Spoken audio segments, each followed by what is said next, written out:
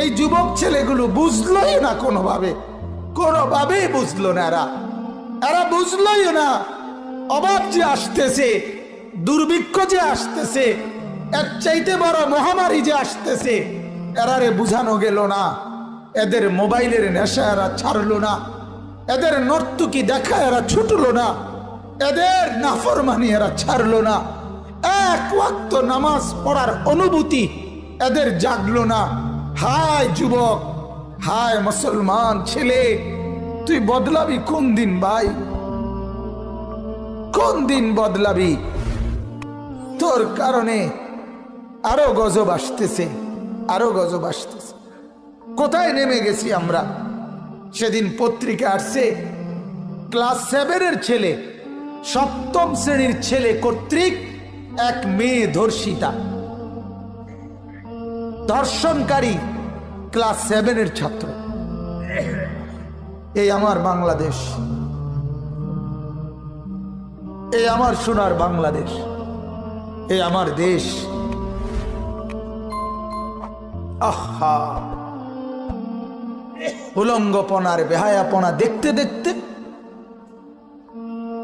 অস্থিরতার বেহায়াপনা দেখতে দেখতে যুবকগুলো বেসামাল হয়ে গেছে। আর মা বাপও হাল ছেড়ে দিছে, সবাই নিশ্চিন্ত হয়ে গেছে। আর কিছু লাগবে না, আর কিছু লাগবে না। শুধু টাকা দিয়ে সমাধান, শুধু বিল্ডিং দিয়ে সমাধান, শুধু ভিসা দিয়ে সমাধান, শুধু বিদেশের সমাধান, বিদেশ পাঠাইতে পারলে। আহা, আল্লাহ আমাদেরকে মাফ করে দেন, আল্লাহ আমাদের কলিজার মধ্যে বুঝ দান করেন। অনেক যুবক বলছো ভাইয়া, সবাইকে বলি, তোমরা আমার স্বজন, তোমরা আমার কলিজার সর্বোচ্চ মহব্বতের অংশ ভাই। যুবকদেরকে নিয়েই দিবারাত্রির সবচেয়ে বেশি ফিকির করি আমি। আমার কলিজার সবটুকু দরদ নওজোয়ান সাথীদেরকে নিয়ে। এই নওজোয়ানরা, আমি পরিষ্কার বিশ্বাস করেন, দিনের আলো যেমন দেখা যায়, আমি যেন পরিষ্কার দেখতেছি। এই আজকের 20-25 বছরের যুবক ছেলেগুলো, তাদের এই নাফরমানির কারণে তারা তাদের জীবনে মস্ত বড় অভাব তারা জীবনে দেখবে। বিশ্বাস করেন, এই কথা মনে রাখো। তোমরা যারা নামাজ পড়ো না, তোমরা যারা চরিত্রহীনতায় ডুবে আছো, এই তোমাদের বন্ধু আনিসুর রহমান বললাম, মস্ত বড় বিপদ, অভাব তোমরা সহ্য করতে হবে। 60 বছরের মুরব্বীরা চলে যাচ্ছে, 70-80 বছরের বয়স্করা চলে যাইতেছে কবরে। আগামীর সমাজ তোমাদের হাতে, আগামীর বাংলাদেশ তোমাদের হাতে, আগামীর পরিবেশ তোমাদের হাতে।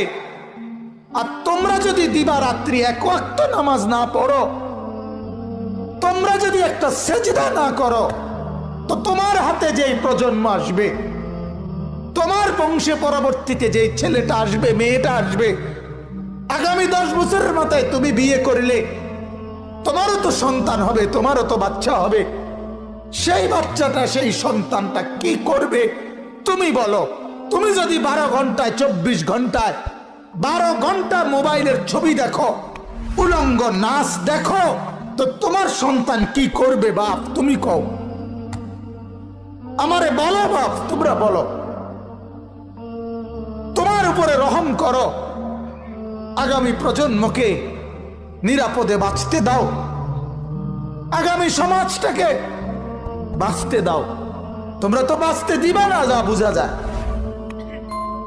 বেসামাল ছেলে পেলে, বেসামাল, একেবারে বেসামাল।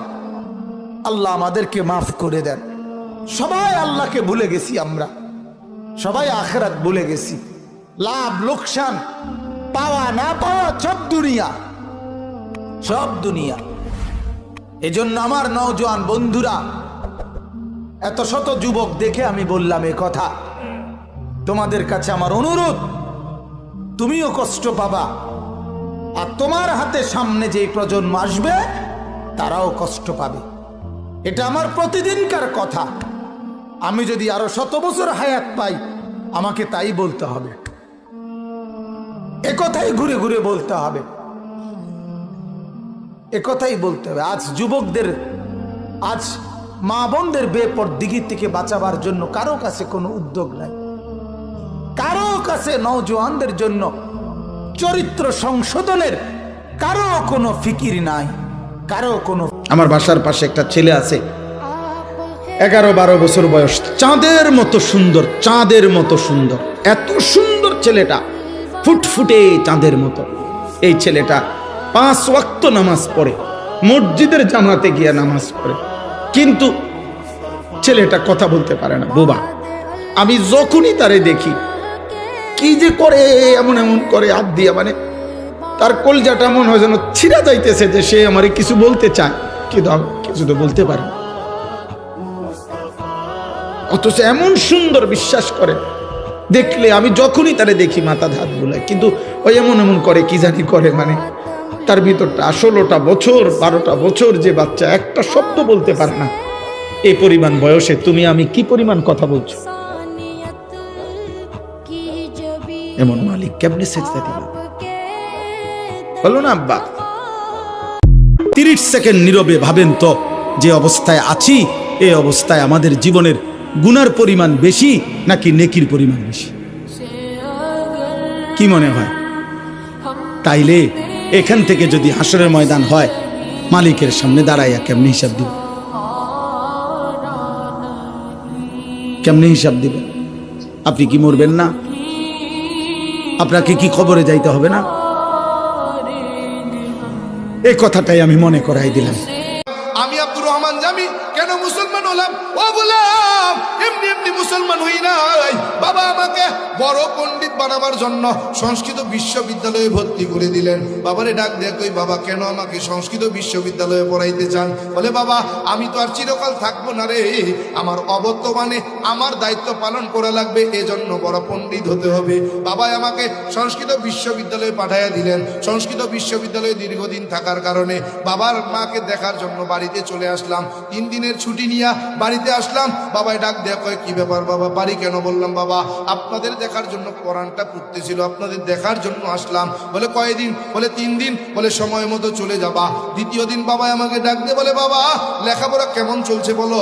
বললাম খুব ভালো, তবে আজব একটা বিষয় বুঝে আসে না। বলে কোন বিষয়টা? বললাম বাবা আমরা কত বড় ভাগ্যবান, কত বড় ভালো, 12 মাসে 13 জন খোদা, 33 কোটি দেবদেবী, তুলসীর গাছের তলায় 64 কোটি ভগবান, দেখা দেখা আমরা তাদের সিজদা করি। কিন্তু মুসলমান কত বড় বোকা, কত বড় মূর্খ, আর আল্লাহরে দেখে না, আল্লাহর কদমে নাকি তারা সিজদা করে। বাবা কয় সত্যি, তুমি যে বড় জ্ঞানী হবে তা বোঝা যায়। কি হবে? বড় জ্ঞানী হবে তা বোঝা যায়। বাবারে ডাক দেখো, বাবা আশীর্বাদ করেন ভগবান যেন আমারে অনেক বড় জ্ঞানী বানায় দেয়। বলে যাও যাও, আশীর্বাদ করে দিলাম, ভগবান যেন তোরে অনেক বড় জ্ঞানী বানায়, তোরে যেন আমার বংশের উজ্জ্বল নক্ষত্র বানায়, তোরে যেন, তোর কারণে যেন আমার বংশের সুনাম খ্যাতি লাভ হয়। বাবারে এই আশীর্বাদ নিয়া বাবার কাছ থেকে চলে গেলাম সংস্কৃত বিশ্ববিদ্যালয়ে। সংস্কৃত বিশ্ববিদ্যালয়ে যায়া বলে লেখাপড়া শেষ কইরা ডিগ্রি নিয়া যখন বাড়িতে ফিরে আসলাম, বাবা কয় কি ব্যাপার, লেখাপড়ার কি খবর, রেজাল্টের কি খবর? বললাম খুব ভালো। বলে কেমন? বললাম বাবা আমার সংস্কৃত বিশ্ববিদ্যালয় থেকে আমি সবার থেকে প্রথম স্থান অধিকার করেছি, ফার্স্ট ক্লাস ফার্স্ট পেয়েছি। বলে আমি জানতাম তোমার জ্ঞান, তোমার মেধা যেমন, তোমার রেজাল্ট ভালো হবে, এটা আমার বিশ্বাস ছিল। ও বাবা তুমি আমার বংশের উজ্জ্বল নক্ষত্র, তুমি আমার বংশের সুনাম খ্যাতি অর্জন করবে, তোমার দ্বারাই আমার বংশের সুনাম বাড়বে। বলে হা হা। বাবারে ডাক দিয়ে কই, বাবা শুরুতে আপনাকে একটা কথা বলেছিলাম, স্মরণ কি আছে? বলে কোন কথা? বললাম বাবা মুসলমান বড় বোকা, আমরা বড় ভাগ্যবান। বলে হা। কি হয়েছে তার? বললাম বাবা আপনি কি বেদ মানেন? বলে হা। বেদ বিশ্বাস করেন? বলে হা। সত্য মনে করেন? বলে হা। কত ভাগ সত্য মনে করেন? বলে 100 ভাগ। বললাম বেদের শ্লোক সত্য মনে করেন? বলে হা। কত ভাগ সত্য? বলে 100 ভাগ। বললাম বাবা বেদের মধ্যে একটা শ্লোক আছে, এই শ্লোকটা যদি সত্য হয় তাইলে আমরা হিন্দুরা মিথ্যা, মুসলমান সত্য, আর এই শ্লোকটা যদি মিথ্যা হয় তাইলে মুসলমান মিথ্যা, আমরা সত্য। বলে কেন? বলে নাতস্য প্রতিমা আসতে। বলে অর্থ কি বলো? বললাম বাবা এই নাতস্য প্রতিমা আসতে এই সম্পর্কে ব্যাখ্যা করেছেন ডক্টররা, বড় বড় পণ্ডিত পুরোহিতরা। বলে কি ব্যাখ্যা করলেন? বলে আমি সৃষ্টিকর্তার কোনো প্রতিমূর্তি নাই, প্রতিচ্ছবি নাই, আকার নাই, আকৃতি নাই, দেখা যায় না, ধরা যায় না, ছোঁয়া যায় না, লাল নীল হলুদ না সবুজ তা অনুভব করা যায় না। ও বাবা জানতে চাই 12 মাসে 13 জন খোদা, 33 কোটি দেবদেবী, তুলসীর গাছের তলায় 64 কোটি ভগবান, তারা কারা? কথা কেন বাবা কয় জানি না। জানেন না তো মানেন কেন? বলে বাবা পূর্বপুরুষ বাপদাদায় মানছেন না, মাইনা পারি না। কথা কয় না, কথা কয় না, কথা কয় না। কি মোনাজাত দিয়া দিমু? কষ্ট হয়ে গেছে গা? তো কথা না কইলে কি মনে করমু যে কষ্ট হয়ে যাইতেছে? আর না, সাইরা দি। সারমু না? থাকবেন? আরে না থাক, আবার কোনোদিন। রাসেল ভাই কি কর? রাধে মেলা আবার কোনোদিন ইনশাল্লাহ চলবে। তাহলে একটু সাড়া দেওয়া লাগবে, সাড়া না দিলে বন্ধ করে দিন। একটু আওয়াজ দিবেন, দেবেন তো ইনশাল্লাহ? বাবা কি বলতে চাও? বললাম বাবা এখানেই শেষ না, আরো আছে। বলে কি আছে? বললাম রাজভোগ কিতাবের 2192 পৃষ্ঠার মধ্যে একখানা শ্লোক। বলে কি শ্লোক? বলে কৃষ্ণ কৃষ্ণ শ্রীনন্দ কেশ সর্বনাম যুগে। বলে অর্থ কি বল? বললাম ভগবান শ্রীকৃষ্ণ বলেন আমি যুগে যুগে কালে কালে মানুষের কল্যাণে অগণিত অবতার হয়ে দুনিয়ার জমিনে অবতরণ করলাম। সব অবতারগণ আমি ভগবান শ্রীকৃষ্ণকে ভগবান বইলা মাইনা নিলেন। বাবা কয় ঠিকই তো আছে। বললাম ঠিক নাই। বলে কেন? বললাম বাবা ভগবান শ্রীকৃষ্ণ ছিলেন স্রষ্টা, মানুষের কল্যাণে হলেন সৃষ্টি। স্রষ্টা যখন সৃষ্টি হয়, কোন স্রষ্টা সৃষ্টিকে নিয়ন্ত্রণ করে? কয় শ্রীকৃষ্ণ। বললাম মানি না। বলে কেন? বললাম বাবা স্রষ্টা যখন সৃষ্টি হয় পাওয়ার থাকে না, এই সৃষ্টিকে কে নিয়ন্ত্রণ করেন? বলে বাবা কি বুঝাতে চাও? বললাম বাবা ওই স্রষ্টা শ্রীকৃষ্ণ ছিলেন স্রষ্টা, মানুষের কল্যাণে হলেন সৃষ্টি। যেমন পূর্ব আকাশে সূর্য হয়ে ঝুলে গেলেন, এই সূর্য দেবতাকে কোন স্রষ্টা নিয়ন্ত্রণ করেন? বলে কেন শ্রীকৃষ্ণ। বললাম না মানি না। বলে কেন মানবা না? বললাম বাবা স্রষ্টা যখন সৃষ্টি হয় পাওয়ার থাকে না। বলে তাইলে কি বুঝাতে চাও? বললাম বাবা স্রষ্টা যখন সৃষ্টি হয়, এই সৃষ্টিকে যিনি নিয়ন্ত্রণ করেন তিনি আর কেউ নয়, তিনি হলেন মুসলমানের আল্লাহ। বাবা কয় বুঝো না কেন? যেই আল্লাহ সেই তো ভগবান। যেই আল্লাহ সেই ভগবান। হ্যাঁ বললাম বাবা আল্লাহর ভগবান এক না। বলে কেন? বলে আল্লাহ এমন এক সত্তা যার কোনো শরীক নেই, লা শারীকা লাহ। ভগবান এমন এক সত্তা যার শরীকের কোনো শেষ নাই। বলে কেমন? বলে ভগবানের ভগবতী আছে, ঈশ্বরের ঈশ্বরী আছে, ব্রহ্মার সরস্বতী আছে, বিষ্ণুর লক্ষ্মী আছে, কৃষ্ণের রাধা আছে। অতএব তারা কেউ আমার স্রষ্টা নয়। বাবা কয় কি বুঝাতে চাও? বললাম বাবা এখানেই শেষ না, আরো আছে। বলে কি আছে? বললাম বাবা আল্লাহর ভগবান এক নয়। বলে কেন নয়? বলে বাবা আল্লাহ এমন এক সত্তা যার জায়গা কালপাত্র ভেবে হয় না তার কোনো পরিবর্তন। ভগবান এমন এক সত্তা জায়গা কালপাত্র ভেবে হয় তার পরিবর্তন। বলে কেমন? বললাম বাবা বাংলাদেশের বাঙালি মাতৃভাষা বাংলা, বাংলা ভাষায় কথা বলি। বাংলাদেশের হিন্দুরা বাংলা ভাষায় যখন তার স্রষ্টাকে ডাকে কি বলে ডাকে? বলে ভগবান। বললাম বাবা ইন্ডিয়ার জমিনে যেই হিন্দুরা বসবাস করে মাতৃভাষা হিন্দি, হিন্দিতে কথা বলে, ইন্ডিয়ার হিন্দুগুলো হিন্দি ভাষায় যখন তার স্রষ্টাকে ডাকে কি বলে ডাকে? বলে ঈশ্বর। বললাম বাবা আমেরিকার জমিনে যেই হিন্দুরা বসবাস করে মাতৃভাষা ইংরেজি, ইংরেজিতে কথা বলে, ইংরেজি ভাষায় যখন আমেরিকার হিন্দুরা তার স্রষ্টাকে ডাকে কি বলে ডাকে? বলে গড। কি? বাংলাদেশের ভগবান ইন্ডিয়ায় গেলে ঈশ্বর, আমেরিকায় গেলে হয় গড। জায়গা কালপাত্র ভেবে যার পরিবর্তন তার নাম হলো ভগবান।